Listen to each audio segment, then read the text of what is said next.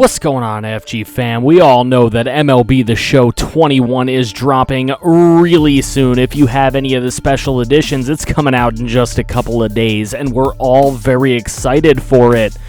But what teams are the best ones to rebuild? What teams should you use in MLB The Show 21's franchise mode? Well, we're going to go over that today. I have a few categories of teams we're going to go through. We're going to go through the really horrid teams. We're going to go through teams that need to tear it all down. And we're going to go through teams that are experiencing a bit of a youth movement. But before we get through all that, I have this message for you guys. Hey FG fam, taking a little break in today's video just to bring you guys to the attention of Raze Energy. Recently partnered with Raze Energy, and they are offering a great deal for you guys. You guys are able to try some of this almost absolutely free. All you'll have to do is pay shipping and handling. They're going to send you $46 worth of product and a $10 gift card. So just taking a look at what they have here, some of the on-the-go packs. This is a sour gummy worms. I'm sure you will enjoy that. There is a Voodoo. Not exactly sure what that tastes like, but I'm excited to try it. Baja Lime is another flavor that they have going. These are the on-the-go packs. And they also have Apollo. This is a limited edition. I love the Statue of Liberty. Some of the packaging is really good on this stuff. Broken Arrow. Sour gummy worms for Broken Arrow. These are pre-workouts that you want to take, pre-workout fuel. This one is meant to be very cold, an ice glacier one. They also have Spiked Punch. They have Voodoo in that flavor as well. There is also a melon, and there is a lime ice, which I'm excited to try. I really like the lime stuff in general for a lot of the energy drink things, but this is meant to be more workout oriented, more get about your day, take it before you're going to work, not just lounge around and drink Monster or Red Bull. That is not what you want to do with this.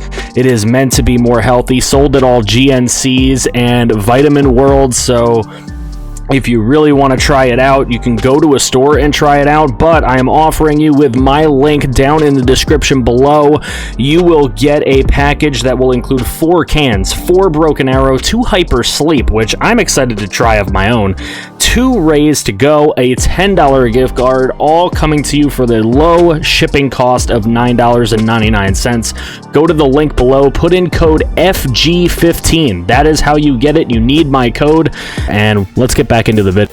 The first category of teams that I would like to go over are teams that honestly are not horrible teams, but really at this point it is just time that they tear it all down.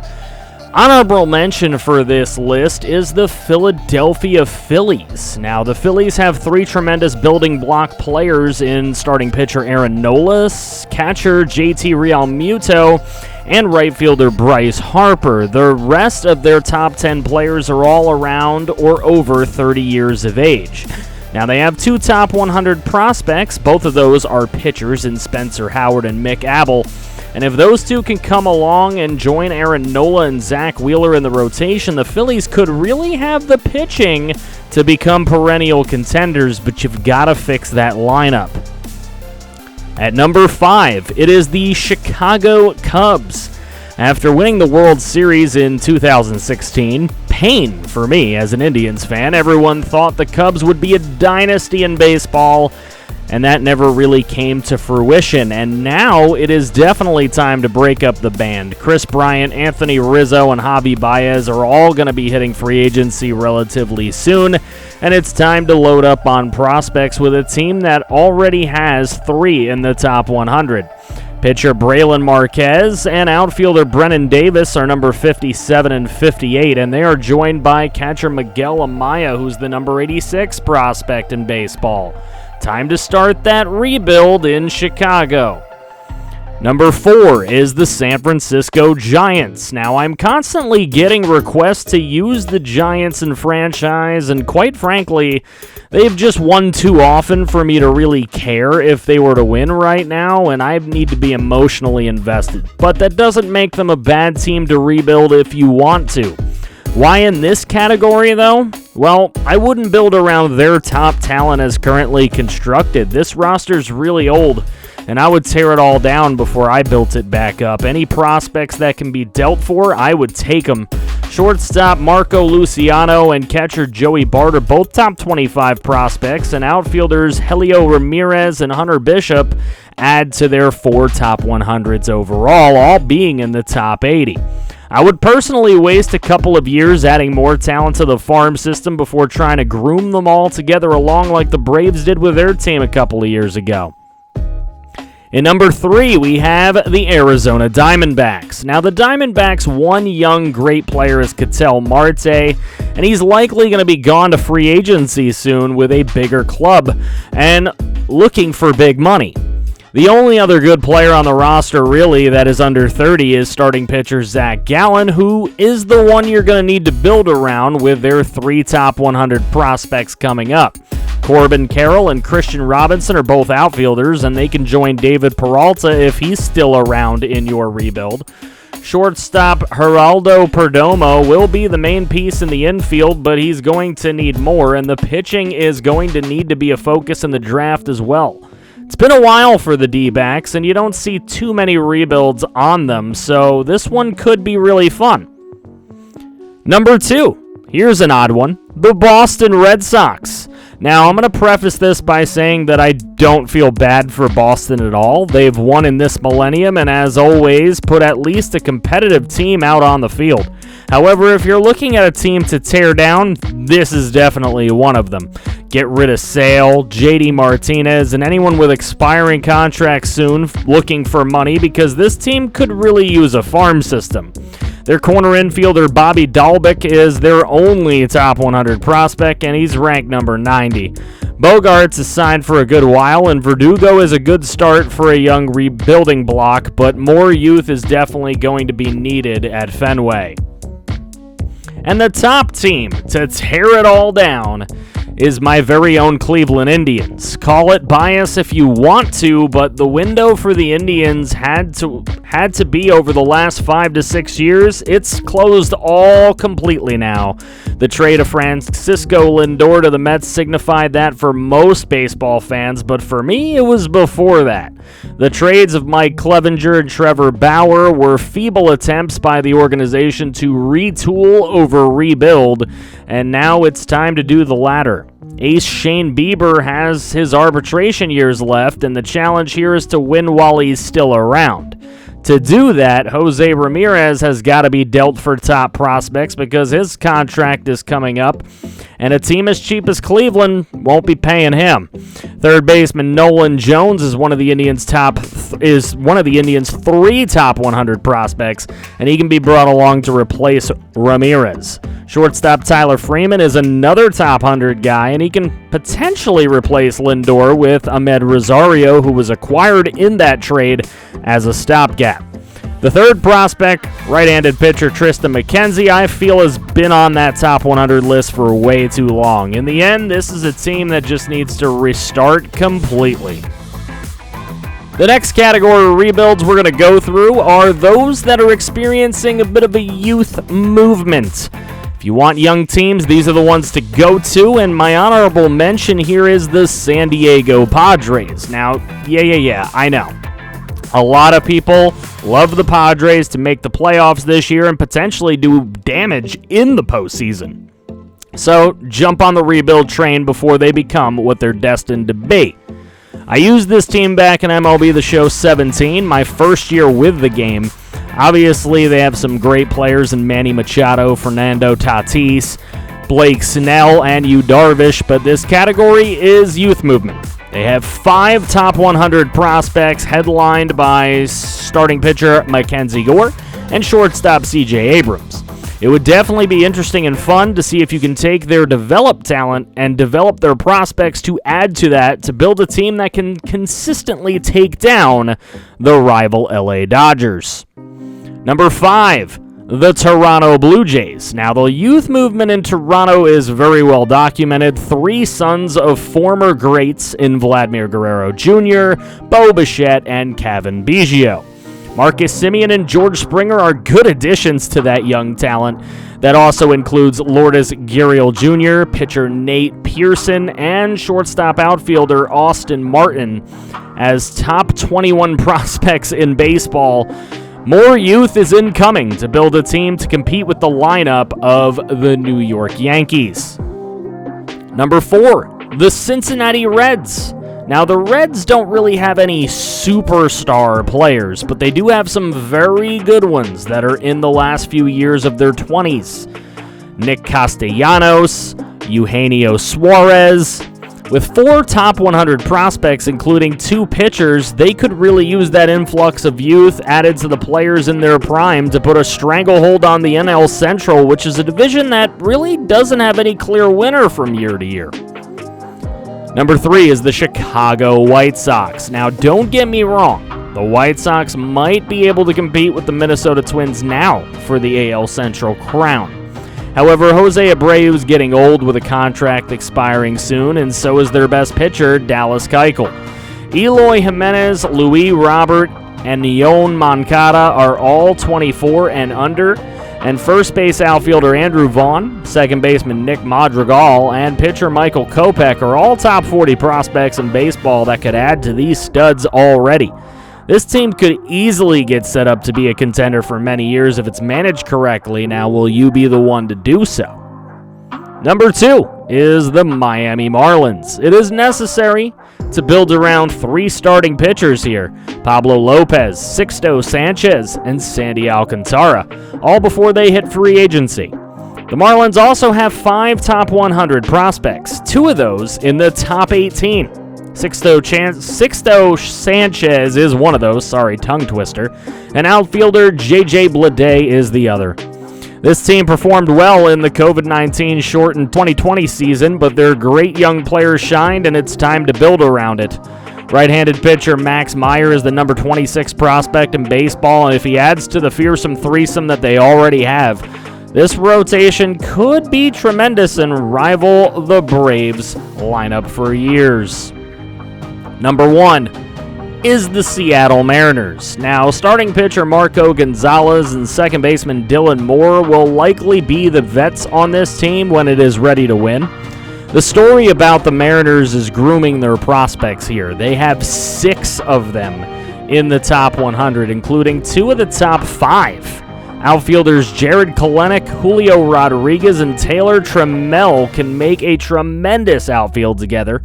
And pitchers Emerson Hancock, Logan Gilbert, and George Kirby may have what it takes to join Marco Gonzalez to build a fantastic rotation. Not to mention, center fielder Kyle Lewis is already a prospect that's on roster in the majors, as is J.P. Crawford at shortstop and Evan White at first base. The Mariners really have a youth movement going at all positions on the field, and if they can all be brought along together to be successful, man, what a job that would be by any GM to take it. Now, the final category that we are going to go over here is the absolutely abysmal teams. These would be the hardest rebuilds. The honorable mention in this section is the Kansas City Royals. Now, the Royals are a very common rebuild for many in MLB The Show games. However, they did win a World Series in 2015, and it might be just a little bit too early to be really motivated to bring them back to the promised land. In addition to the recent win, they also have 3 top 30 MLB prospects in shortstop Bobby Witt Jr. and left-handed pitchers Daniel Lynch and Asa Lacy. If you can get Whit Merrifield and Salvador Perez to join forces with Witt when he's brought up and have Lynch and Lacy join Brad Keller in the rotation, you could have the foundation for a pennant contending team. Number 5, the Baltimore Orioles. Now, a lot of people would say this might be the hardest rebuild, and the Orioles are getting to be a broken record on these lists, but they are really awful on paper. Trey Mancini, Ryan Mountcastle, and Anthony Santander are probably the only current starters you keep on a winning team. This year, though, they have 4 top 100 prospects, 2 of those in the top 25, including the number 2 prospect in baseball, Adley Rutschman, their catcher, their number 1 overall pick. Right-handed pitcher Grayson Rodriguez and lefty DL Hall can be a great start to the rotation in a couple years. And Rushman and outfielder Heston Kjerstad can be great pieces for building your contending team at Camden Yards. Number 4 is a team we did last year, Detroit Tigers, fresh off of our tremendous Tigers franchise last year. Check it out if you haven't. There's going to be a playlist at the end of this video if you're interested in that. They will make the list again here in 2021. The Tigers are a great option again, and this year they're going to boast 3 of the top 25 prospects in baseball in right-handed pitcher Matt Manning, outfielder Riley Green, and led by the number 3 prospect in baseball, corner infielder Spencer Torkelson, which is their first-round selection. They also have youngsters in the rotation in Tariq Skubal and Casey Mize, who we tried to build up in our series to really give Detroit the ability to build a fantastic rotation and create a true window to compete. But their lineup's definitely going to be rebuilt here. Miguel Cabrera is just about done, but still one of the best players on their roster. And while this team could be fun, I'm happy it's not my problem anymore. Number 3 is the Pittsburgh Pirates. I get a lot of requests for this one. This is the team that I rebuilt in MLB The Show 18. And this team comes in 3rd on the list. Again, check that series out if you haven't. The link is in the description. After unloading Josh Bell, there really isn't much talent outside of Brian Reynolds and Ke'Bryan Hayes, who's the number 9 prospect in baseball. Outside of Hayes, the Pirates have 3 other top 100 prospects: second baseman Nick Gonzalez, shortstop O'Neal Cruz, and right-handed pitcher Quinn Priester. Now, this really gives you a chance to build a great infield and then work on that outfield and the rotation, but it's not going to be easy at all. Being that I did the Pirates a few cycles ago, it's probably not going to happen for me this year, but let me know if you are going to choose any of the options talked about today in the comments section below. Number 2, we have the Texas Rangers. They've been pretty popular as well. Now, the Rangers have some talent on roster already with starting pitcher Kohei Arihara, left fielder David Dahl, right fielder Joey Gallo, the power bat, and shortstop Isaiah Kiner-Falefa. However, you need way more than that to contend. They do have 3 top 100 prospects to grow within the organization. The best is third baseman Josh Jung at number 60. He and catcher Sam Huff can add to Dahl, Gallo, and Falefa to form a decent lineup. Starting pitcher Dane Dunning is the other top 100 prospect, and you're going to have to draft pitchers heavily to compete against the Houston Astros and other great hitting teams in the American League. And number 1, one of the hardest rebuilds this season is the Colorado Rockies. Now, to me, the Rockies are definitely one of the toughest rebuilds to try in MLB The Show 21. Nolan Arenado was basically traded for beans. Trevor Story is a free agent at the end of Season 1, and a decision has to be made whether or not to hang on to him and try to re-sign him or just let him dump, or just to even maybe try to trade him at the deadline for prospects. I mean, if you're doing a realistic Rocky rebuild, he's probably going to end up going in free agency or getting dumped for some crappy prospects. Also, Charlie Blackmon, the best position player on the team after Story, is 33 years old and signed for 3 seasons at $18 million a pop. In addition to depleting talent, they only have 1 top 100 prospect in outfielder Zach Veen, who sits at number 51. This is going to be a long, drawn-out rebuild to try for sure. Now, who is up for the challenge? Those are my lists for Tear It Down rebuilds, youth rebuilds, and the overall toughest rebuilds, the abysmal team rebuilds. Did you like this video? If you did, make sure you drop a like on it, help the channel by subscribing, and stick around for more franchise content, because that is literally what we do here. Help this channel in that horrid YouTube algorithm by dropping a like, share this video anywhere you possibly can, and drop as many comments down below. What team are you going to be rebuilding? What team are you hoping I'm going to be announcing is going to be my rebuild team this year for franchise mode? Let me know in the comments section below, guys. Hey, if I see a lot of the same team, I may just consider it. Thank you guys so much for watching the video, and for the love of franchise, click right here if you want to see some more franchise.